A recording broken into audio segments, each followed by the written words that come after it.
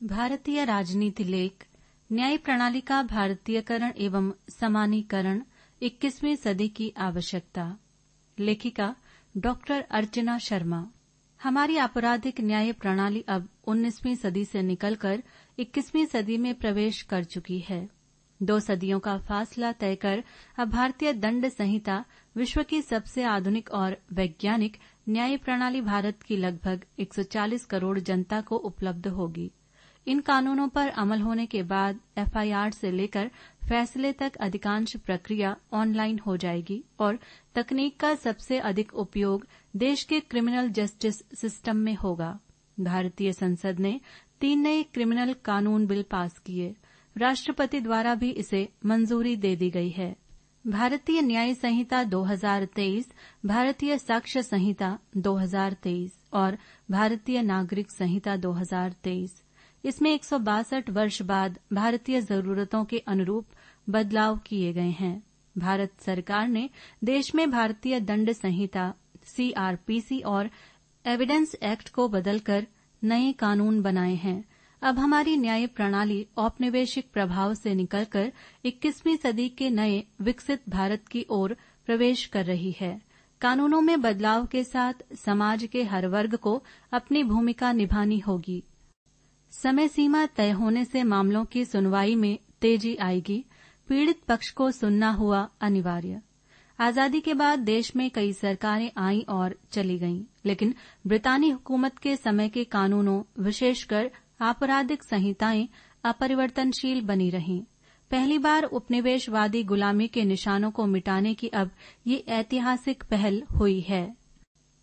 भारतीय कानून में समय के अनुसार बदलाव की आवश्यकता, एक नई पहल। ब्रिटिश शासनकाल के कानूनों में हत्या या महिला व बच्चों पर अत्याचार और राष्ट्र के विरुद्ध अपराधों से ज्यादा राजद्रोह और खजाने की रक्षा को महत्ता दी जाती थी। देश के तत्कालीन प्रधान न्यायाधीश एनवी रमन्ना ने न्याय व्यवस्था के भारतीयकरण पर जोर दिया। राष्ट्रीय सरकार ने संसद में कहा कि इन कानूनों के माध्यम से भारतीयों को न्याय दिलाना और उनके मानवाधिकारों की रक्षा करना सर्वोच्च प्राथमिकता होगी। नए कानून पारित होने से पूरे देश में कश्मीर से कन्याकुमारी तक और द्वारका से असम तक एक ही कानून होगा। नए कानून में 7 वर्ष से अधिक की सजा के सभी मामलों में फॉरेंसिक साइंस प्रयोगशाला की विजिट को अनिवार्य किया गया है। भारतीय साक्ष्य अधिनियम में ई-युग के अनुसार परिवर्तन। भारतीय साक्ष्य अधिनियम में अब 170 धाराएं होंगी, जबकि पुराने कानून में 167 धाराएं थीं। समय के साथ इसमें बदलाव के कारण पुरानी 24 धाराओं में बदलाव किया गया है। भारतीय साक्ष्य अधिनियम 2023 को 1872 के कानून के स्थान पर लाया जा रहा है, जिसमें 151 वर्षों में आए बदलावों को शामिल किया गया है। इलेक्ट्रॉनिक या डिजिटल रिकॉर्ड को भी साक्ष्य के रूप में मान्यता दी गई है। इनमें ईमेल, कंप्यूटर पर उपलब्ध दस्तावेज, सर्वर लॉग्स, स्मार्टफोन या लैपटॉप पर मैसेजेस, वेबसाइट, लोकेशन साक्ष्य भी शामिल है। इलेक्ट्रॉनिक या डिजिटल रिकॉर्ड को प्राथमिक साक्ष्य के रूप में मान्यता दी गई है, जिसमें उसकी उचित कस्टडी, स्टोरेज, ट्रांसमिशन, ब्रॉडकास्टिंग पर जोर दिया गया है। इलेक्ट्रॉनिक रूप से प्राप्त बयान भी मान्य। इलेक्ट्रॉनिक एग्रीमेंट एवं डिजिटल हस्ताक्षर को भी कानून में महत्व दिया गया है। भारतीय आवश्यकताओं के अनुरूप बदलाव, जिसमें इन प्राथमिकताओं पर ध्यान दिया गया है। महिलाओं और बच्चों पर अपराध पर सख्ती रखी गई है। भारतीय न्याय संहिता में अलग से अध्याय जोड़कर इन अपराधों के बारे में धारा 63 से 99 तक प्रावधान किए गए हैं। बालिकाओं से सामूहिक बलात्कार के अपराध की नई श्रेणी बनाई गई है, जिसमें सजा के लिए पॉक्सो के समान प्रावधान किए गए हैं। धोखे से यौन संबंध बनाने या शादी का झांसा देकर संबंध बनाने वालों को सजा होगी। बालिकाओं से बलात्कार पर उम्र कैद या मृत्युदंड, सामूहिक बलात्कार पर 20 वर्ष की सजा का कठोर प्रावधान है। आतंकवाद पर गंभीरता। अब तक आतंकवाद को आईपीसी में परिभाषित ही नहीं किया गया था। अब धारा 113(1) में अलग से परिभाषित किया गया है। इसमें ऐसे कृत्यों को शामिल किया गया है जो देश की एकता, अखंडता, संप्रभुता, आर्थिक सुरक्षा को संकट में डालने या ऐसी संभावना के आशय से किया जाए, भारत या किसी अन्य देश में जनता में आतंक फैलाने के मकसद से किया हो। राजद्रोह को समाप्त कर देशद्रोह को प्रमुखता। राजद्रोह को लेकर मामला सुप्रीम कोर्ट तक पहुंचा था। धारा 152 में उन अपराधों को शामिल किया गया है जो अलगाववादी गतिविधियों को प्रोत्साहित करने या देश की एकता, अखंडता या संप्रभुता को खतरे में डालता हो। आईपीसी की धारा 124 क में सरकार के खिलाफ अपराध की बात की गई है, जबकि भारतीय न्याय संहिता की धारा 152 भारत की संप्रभुता, एकता, अखंडता का उल्लेख किया गया है। इसमें सजा 7 वर्ष एवं जुर्माने का प्रावधान है। बढ़ते संगठित अपराधों पर प्रावधान। इसमें प्रमुखतया लूट, अपहरण से लेकर भूमाफिया या पेपर लीक जैसे अपराध शामिल हैं। धारा 111 के तहत गैर कानूनी गतिविधियां जैसे अपहरण, लूट, फिरौती, वाहन चोरी, भूमाफिया, आर्थिक अपराध, साइबर क्राइम, मानव तस्करी, मादक पदार्थ, हथियार, अवैध व्यापार या सेवा, देह व्यापार आदि शामिल हैं। इसमें 3 वर्ष से आजीवन कारावास तक या मृत्युदंड, 5 से 10 लाख रुपए तक जुर्माना लगाया जा सकता है। चोरी एवं पेपर लीक के मामले। पेपर माफिया के बढ़ते जाल को रोकने की कवायद के तहत धारा 112 के अंतर्गत गैंग बनाकर एटीएम सहित किसी भी प्रकार की चोरी, स्नैचिंग, धोखाधड़ी, जुआ, सट्टा, टिकटों की कालाबाजारी, पेपर लीक जैसे संगठित अपराध शामिल किए गए हैं।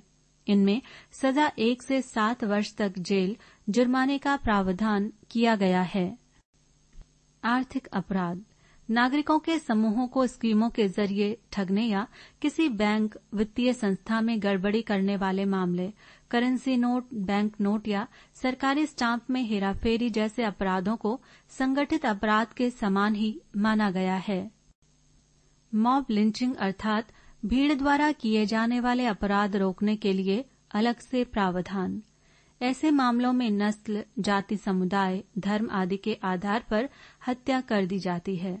इनके लिए आजीवन कारावास या जुर्माने का कठोर प्रावधान किया गया है। अवैध रूप से सभा करने या बिना अनुमति के भीड़ एकत्रित करने, इसे धारा 189 के तहत अपराध माना गया है। इसमें 2 वर्ष की सजा, जुर्माने का प्रावधान किया गया है। पृष्ठ संख्या 88। स्नैचिंग से क्षतिग्रस्त, चोटिल होने वाली महिलाओं के मामलों को गंभीर मानते हुए कार्यवाही संभव। स्नैचिंग के कारण गंभीर चोट लगने से व्यक्ति निष्क्रिय या स्थायी रूप से विकलांग होने पर कठोर दंड के रूप में 1 से 7 वर्ष की सजा व जुर्माने का प्रावधान किया गया है। फॉरेंसिक जांच के लिए प्रावधान। 7 वर्ष या उससे अधिक सजा वाले सभी अपराधों में फॉरेंसिक एक्सपर्ट द्वारा क्राइम सीन पर फॉरेंसिक सबूत एकत्रित करना अनिवार्य होगा, ताकि सभी अपराधियों को सजा दिलाई जा सके। इसके लिए नेशनल फॉरेंसिक साइंस यूनिवर्सिटी की स्थापना पर फोकस होगा। इसके साथ बड़े शहरों गांधीनगर, दिल्ली, गोवा, त्रिपुरा, गुवाहाटी, भोपाल, धारवाड़ आदि में शाखाएं होंगी और 2 ट्रेनिंग अकादमी होगी। CFSL पुणे एवं भोपाल में नेशनल फॉरेंसिक साइंस अकादमी की शुरुआत, चंडीगढ़ में अत्याधुनिक DNA विश्लेषण सुविधा की शुरुआत होगी। जेल में कैदियों की भीड़ कम होगी। कोई व्यक्ति अपराधी है और अपनी सजा का 1/3 समय पूरा कर चुका है तो उसे जमानत का लाभ मिल सकेगा। विचाराधीन कैदी सजा के आधे या 1/3 समय जेल में रह ले तो इसकी सूचना जेल अधीक्षक अदालत को देगा। मौत या आजीवन कारावास की सजा में रिहाई नहीं होगी। सजा के साथ अपराधियों के आचरण में बदलाव लाने पर जोर दिया जाएगा। सामुदायिक सेवा को पहली बार सजा के एक प्रकार के रूप में सम्मिलित किया गया है। समरी ट्रायल से कार्यवाही में तेजी। कम गंभीर मामलों जैसे चोरी, अनधिकृत रूप में किसी के घर में प्रवेश करना, शांति भंग करना, आपराधिक धमकी देना, चोरी की संपत्ति घर में रखना आदि मामलों के लिए समरी ट्रायल को अनिवार्य बनाया गया है। 3 वर्ष की सजा है तो मजिस्ट्रेट समरी ट्रायल कर सकता है। 19.26 लाख पुलिसकर्मियों को नए कानून से अपग्रेड कराने के लिए रोड मैप तैयार किया जा रहा है। 3000 कार्मिकों को केंद्र सरकार नए कानून की ट्रेनिंग देगी। इनमें वकील, राष्ट्रीय कानून विश्वविद्यालय के प्रोफेसर, वरिष्ठ पुलिसकर्मी, कानून के विशेषज्ञ और फोरेंसिक व कानून विशेषज्ञ शामिल हैं। इन्हें नई प्रक्रिया, सबूत एकत्रित करने के तरीके, कामकाज के बदले तौर तरीके का प्रशिक्षण दिया जाएगा। ये देश के विभिन्न भागों में 16.671 पुलिस थानों में कार्यरत 19.26 लाख कार्मिकों को प्रशिक्षण देने का कार्य करेंगे। गृह मंत्रालय ने एक विशेष सॉफ्टवेयर तैयार करवाया है। इसमें पुरानी धारा डालने पर नई धारा बताएगा। जैसे धोखाधड़ी का अपराध आईपीसी की धारा 420 के तहत केस दर्ज कराना होता है। नए सॉफ्टवेयर में डालने पर यह बता देगा कि भारतीय दंड संहिता की धारा अब इस अपराध में 316 लगानी होगी। फोरेंसिक सबूतों पर जोर, अब हर जिले में एक फोरेंसिक वैन तैनात होगी। केंद्र ने अभी फिलहाल 85 फोरेंसिक वैन खरीदी हैं। इसके अतिरिक्त 800 फोरेंसिक वैन को विभिन्न कंपनियों के माध्यम से तैयार करवाया जा रहा है। विशेषज्ञों की राय में ये जो बदलाव किए गए हैं वो अच्छी पहल है, पर चुनौतियां भी कुछ कम नहीं हैं। सबसे ज्यादा आवश्यकता है संसाधन बढ़ाए जाएं। अब अच्छा प्रावधान है, सुनवाई टाली नहीं जाएगी। ये प्रावधान कितना व्यवहारिक होगा ये वक्त बताएगा। पुलिसकर्मियों की प्रोटोकॉल ड्यूटी होती है। अन्वेषण के लिए अलग से पुलिस नहीं होती। प्रत्येक राज्य में लगभग 20 से 30% पद खाली पड़े हैं। पीड़ित को सुनना अनिवार्य किया गया है। अब न्याय के लिए वर्षों इंतजार नहीं करना होगा। 3 वर्ष में न्याय मिल जाएगा। अब आपराधिक कानून में आधुनिकता, भारतीयता और त्वरित न्याय का समागम होगा। आतंकवाद के खिलाफ जीरो टॉलरेंस की नीति अपनाई जाएगी। इन कानूनों की प्राथमिकता महिलाओं और बच्चों की सुरक्षा, गरीबों को समयबद्ध न्याय और देश की संप्रभुता है। वर्तमान युग तकनीक का युग है, जबकि न्यायिक प्रक्रिया पुराने तौर तरीकों से चल रही थी। पारंपरिक न्याय प्रणाली में अपील व्यवस्था में अनेक जटिलताएं थीं। इससे गरीब वर्ग हमेशा वंचित रह जाता था। इसे दूर करने के लिए डायरेक्टर ऑफ प्रोसिक्यूशंस की व्यवस्था की गई है। इससे भ्रष्टाचार कम होगा। अभी तक देश में बहुत से लोग साक्ष्यों के अभाव में छूट जाते थे। नए युग में फोरेंसिक साइंस इससे निपटने का मजबूत माध्यम होगा। देश की न्याय व्यवस्था में साम्यता लाने के लिए अंग्रेजों की त्रिस्तरीय न्याय प्रणाली में बदलाव किए गए हैं। पूरे देश में अब एक ही प्रकार के न्यायाधीश होंगे। इसमें द्वितीय श्रेणी के न्यायिक मजिस्ट्रेट, प्रथम श्रेणी के न्यायिक मजिस्ट्रेट, फिर सत्र न्यायाधीश और कार्यकारी मजिस्ट्रेट होंगे। लोअर जुडिशरी, इसके ऊपर हाई कोर्ट और सुप्रीम कोर्ट है। अब निश्चित समय पर न्यायाधीशों को निर्णय देना होगा। पूरी न्याय व्यवस्था में साम्यता आएगी। संगठित एवं आर्थिक अपराधों की स्थिति में सुधार आया है। इंटरस्टेट गैंग, साइबर अपराध, आतंकवादी गैंग की सांठगांठ आदि संगठित अपराध है। इनमें सबसे निचले स्तर का व्यक्ति पकड़ा जाता था और जो ऑपरेट करते थे वे छूट जाते थे। जैसे चोरी, अपहरण, वाहन चोरी, वेश्यावृत्ति, बच्चों से भीख मंगवाने का काम करवाया जाता था। पहले संगठित अपराधों को परिभाषित नहीं किया गया था।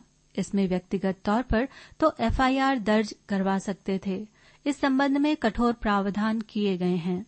ड्रग्स, हथियारों की तस्करी, मानव तस्करी में भी ऐसा ही होगा। न्याय प्रणाली में पुलिस की भूमिका शुरू से अंत तक होती है। इसे और अधिक जवाबदेही और प्रभावी बनाने के लिए 35 धाराओं के तहत जिम्मेदार बनाया गया है। पुलिस जिस स्थान पर भी तलाशी के लिए जाएगी उन्हें वीडियो बनाना होगा और 2 गवाहों के साथ जाना होगा। पूछताछ के लिए बुलाने के मामले में हर थाने का अपना रजिस्टर होगा। जिसे बुलाया जाएगा उसके घर वालों को सूचना देनी होगी। गैरकानूनी तरीके से किसी को भी थाने में नहीं रख सकते।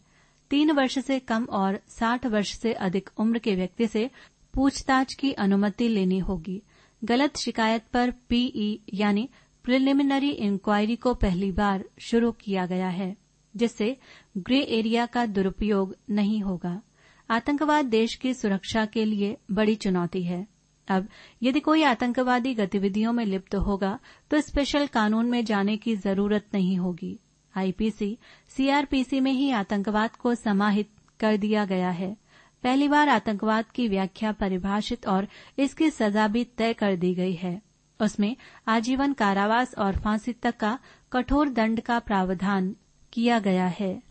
पृष्ठ संख्या 89।